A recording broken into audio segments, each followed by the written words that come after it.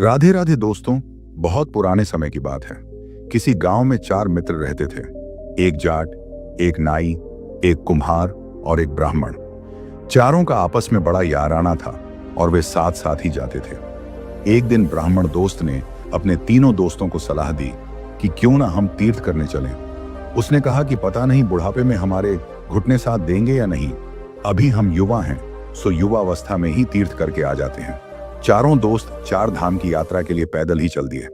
चारों ने सलाह की कि घर से निकलने से पहले चारों कुछ न कुछ खाने के लिए राशन पानी लेकर आएंगे, जिससे सफर में कोई दिक्कत ना हो। राशन पानी साथ रहेगा तो जहां भूख लगेगी वहीं बनाकर खा लिया जाएगा। कुम्हार और जाट तो पूरा राशन पानी लेकर आए। उन्होंने सूखा सीधा और अचार पराठे भी बांध रखे थे। पर ब्राह्मण और नाई को तो दूसरे के घर खाने की आदत होती है, इसलिए दोनों ने ही कुछ नहीं लिया। चारों दोस्त चल दिए। रास्ते में जहां भूख लगती या तो कुम्हार अपना खाना देता या जाट। इसी तरह उनके 2-4 दिन तो निकल गए।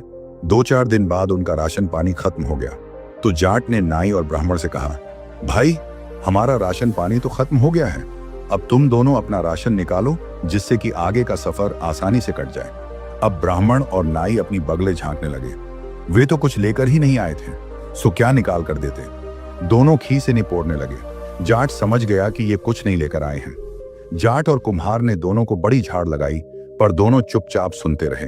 कुम्हार बोला, अरे भाई चौधरी, हमें तो इस बात का पहले ही अंदाजा लगा लेना चाहिए था कि यह ब्राह्मण और नाई कुछ नहीं लेकर आएंगे। उसने कहा, यह तो दूसरों के खाने पर निर्भर रहते हैं और हमें सुनाया भी नहीं कि कुछ नहीं लेकर आ रहे हैं, नहीं तो हम थोड़ा थोड़ा राशन और ज्यादा ले आते। उसने कहावत भी सुनाई, गडरिया ब्राह्मण नाव भेद दे ना काऊं। फिर कहा, अब क्या ही करें, दोस्त हैं सो निभाने पड़ेंगे। चारों चलते चलते बहुत थक गए थे। भूख प्यास से उनका हाल भी बेहाल हो रहा था। शाम होने वाली थी, सो एक गांव में डेरा जमा लिया। गांव के लोग बड़े संपन्न दिख रहे थे, सो ब्राह्मण ने अकल लगाई, क्यों ना आज यहां से भिक्षा मांगी जाए। जाट को और कुम्हार को तो शर्म आ रही थी।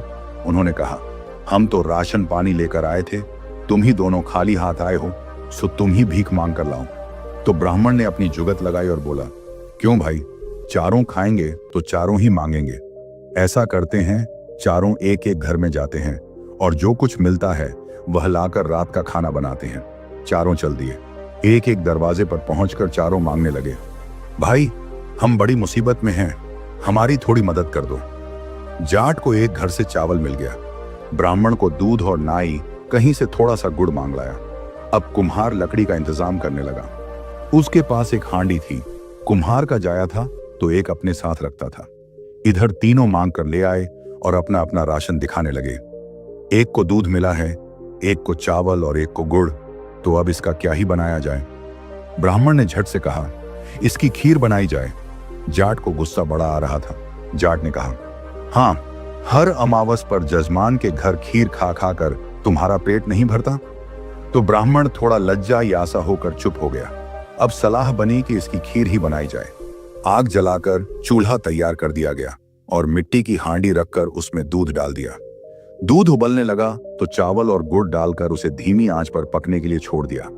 धीमी आंच पर पकते पकते खीर की सौंधी सी खुशबू फैलने लगी। सूंघकर तो जैसे भूख और ज्यादा बढ़ गई। अब यहां भी पंडित ने अपना दिमाग चलाया। पंडित ने सोचा, थोड़ी सी खीर बनी है, अगर ये चारों में बटी तो कितनी कितनी ही पल्ले पड़ेगी। क्यों ना कुछ ऐसी जुगत बिढ़ाई जाए कि सारी खीर अकेले में ही खा जाऊं। सो उसने अपना दिमाग चलाया और योजनाएं बनाने लगा। थोड़ी देर में ही खीर पक गई। अब हांडी को नीचे उतार लिया गया चूल्हे से।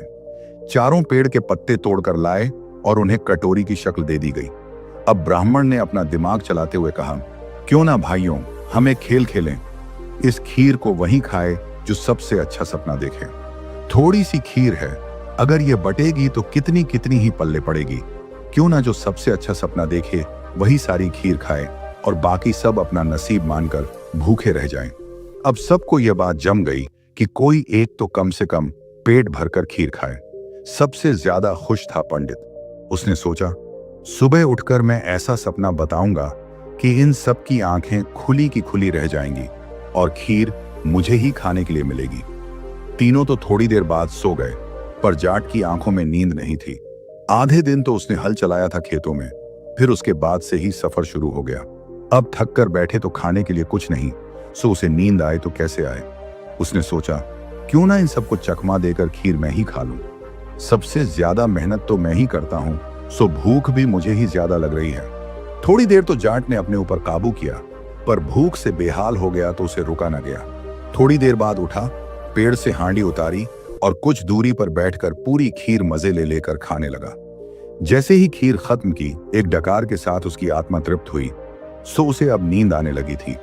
पेट पर हाथ फेरते हुए बोला, खीर बड़ी स्वादिष्ट थी, क्षमा करना भाइयों, ये मेरे ही नसीब में लिखी थी। तुम लोग अच्छे अच्छे सपने देखो। अब जाट का पेट भर गया था, सो नींद भी बड़े जोर की आई और किसान जाकर सो गया। सुबह हुई तो ब्राह्मण की आंख सबसे पहले खुली। ब्राह्मण ने उठते ही अपने दिमाग में एक कहानी बना ली और तीनों को उठाने लगा। भाइयों, सुबह हो गई, अपना अपना सपना बताओ और खीर खाने की तैयारी करो। चारों दोस्त उठकर बैठ गए। अब कुम्हार बोला, तो ब्राह्मण देवता, आपसे ही शुरू करते हैं। आप बताओ कि आपने सपने में क्या देखा। अब ब्राह्मण देवता सेकी बकते हुए बोला, मैंने सपने में देखा वैकुंठ धाम से भगवान विष्णु मुझे लेने आए हैं और अपने पास बिठाकर मुझे स्वर्ग की यात्रा करा रहे हैं। इंद्र का दरबार सजा हुआ है, रंभा मेनका जैसी अप्सराएं नाच रही हैं। बस यही मेरा सपना है। अब बताओ, इससे ज्यादा श्रेष्ठ अगर किसी ने सपना देखा हो तो। अब इस पर नाई बोला, मैंने तो तुमसे भी अच्छा सपना देखा है। तुम्हें लेकर वैकुंठ धाम से श्री हरि मेरे पास आए थे और मुझे तो उन्होंने अपनी गोद में ही बिठा लिया था और माता लक्ष्मी मेरे लिए शरबत बनाकर लाई थी और मेरे सर पर हाथ फेर कर कह रही थी, बेटा शरबत पी ले, बेटा शरबत पी ले। अब बताओ, है ना मेरा सपना सबसे श्रेष्ठ। फिर कहा, भाई, दो लोग और हैं सपना बताने के लिए, पहले उनका स्वप्न पूछ लें, फिर निर्णय लेंगे। अभी इतना उतावलापन ठीक नहीं है।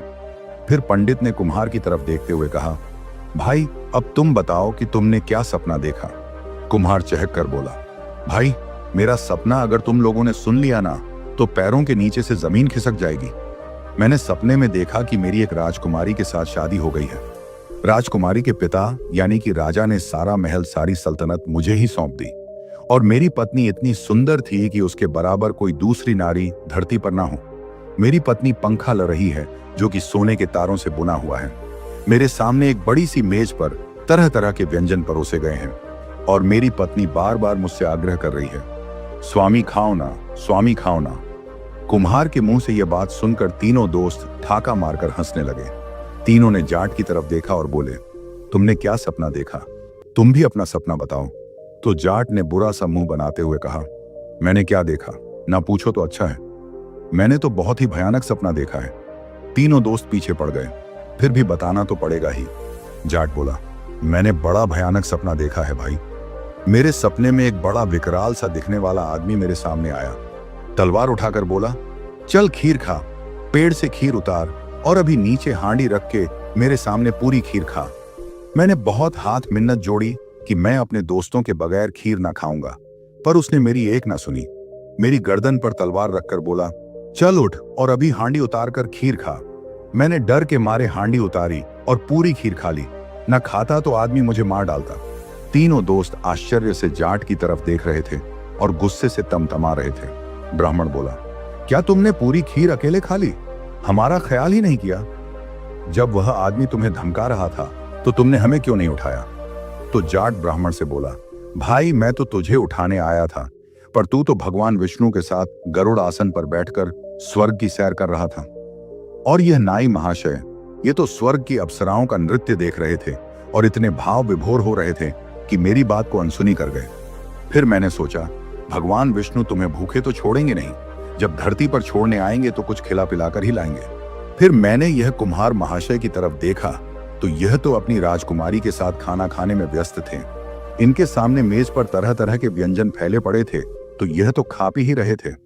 मैंने सोचा, भूखा तो मैं ही मर रहा हूं, मैं ही यह खीर खा लेता हूं। और उस आदमी का डर था सो अलग। अब तीनों दोस्तों ने अपना सिर पीट लिया। ब्राह्मण देवता तो जैसे बेहोश ही होकर गिर पड़े। उन्होंने चाल तो बड़ी अच्छी चली थी, पर अपनी चाल में खुद ही फंस गए। भूख के मारे बुरा हाल और हो रहा था।